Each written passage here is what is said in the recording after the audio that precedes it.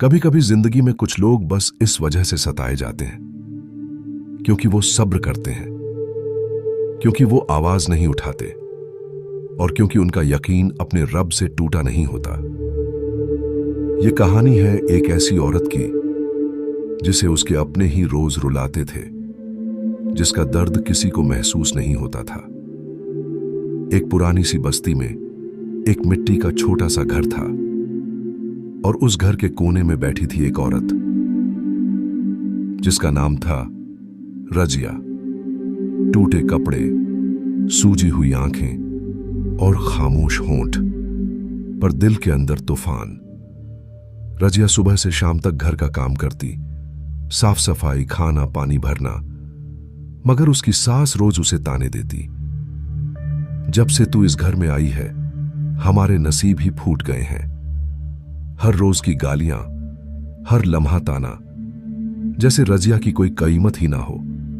और उसका शौहर, जिसे उसका सहारा बनना चाहिए था, वो भी अपनी मां के कहने में आकर उससे बात तक ना करता और कई बार उसे भूखा सुला देता। रजिया बिल्कुल अकेली थी।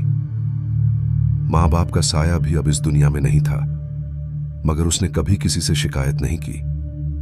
वो बस रात को उठती, आंखें आसमान की तरफ उठाती और कहती, या अल्लाह, तू देख रहा है ना, मैं चुप हूं मगर टूटी नहीं हूं, तू ही मेरा मददगार है। उसी बस्ती से एक दिन हजरत इब्राहिम अलैहिस्सलाम का गुजर हुआ। वो एक मस्जिद के पास रुके, मगर तभी उनके कानों में एक औरत की रोने की आवाज पड़ी।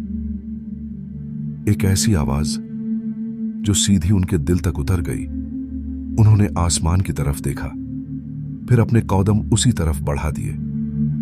बस्ती के रास्तों से गुजरते हुए वो एक पुराने घर के सामने रुके, जहां से वो सिसकियां आ रही थीं। उन्होंने दरवाजा खटखटाया। अंदर से सास बाहर निकली, गुस्से में बोली, क्या है, किससे मिलना है? यहां कोई भीख मांगने ना आए। हजरत इब्राहिम अलैहिस्सलाम बोले, इस घर में किसकी रूह हर रात रोती है? सास ने ताने देते हुए कहा, मेरी बहू है, हर वक्त रोती रहती है, अल्लाह से शिकायतें करती रहती हैं। उन्होंने आसमान की तरफ देखा और कहा, या अल्लाह, अब वक्त आ गया है, अपनी कुदरत को जाहिर फरमा। क्या हुआ इसके बाद जानने के लिए कमेंट में लिखिए। या अल्लाह, सच्चाई जाहिर कर। और अगला हिस्सा देखने के लिए नूरे हिदायत को सब्सक्राइब जरूर कीजिए।